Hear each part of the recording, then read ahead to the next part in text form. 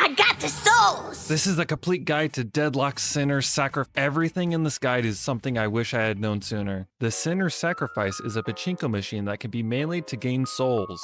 Located here, they are located on your map by the use of the Sinner Sacrifice icon. To obtain souls from the sinners, you need to melee them. You can either perform 5 heavy melees or 10 light melees to break the sinner. Sinners do 50 damage if you light melee and 100 when you heavy melee. After the first 4 heavy melees or 8 light melees, the sinners will begin to flash. Time your melee so you hit it when all the lights are lit up to gain random permanent buffs. Timing a heavy melee grants you 4 permanent buffs, while a light melee grants you 1. You can easily time this by holding down the melee button on the third to last bulb for heavy melees. For a light melee, you can hit it on its last bulb. If there is an ad that spawns in the sinner's location with the sinners, the ad must be killed before the sinner will respawn. When you first load into a match, you will realize there are no sinners. This is because the sinners will spawn in at the 8-minute mark, and they respawn after 5 minutes. The sinner awards a base amount of 330 souls, plus 3.96 souls per minute of game time after they initially spawn. Therefore, at the 10-minute mark, they will reward 337 souls. At the 20-minute mark, they will reward 377 souls. And at the 30-minute mark, they will reward 449 souls, and so on for however long your match lasts. Small enemies can hide inside sinners by standing in them. Be careful, because they can parry you when you go to melee them. Rem is a hero with an ability called Little Helpers. They can farm the sinners for Rem. This means that Rem can activate this ability and move on, while Little Helpers collect the sinners for Rem. Rem does not take damage from using his Little Helpers to collect sinners. The Little Helpers will always hit the sinners perfectly,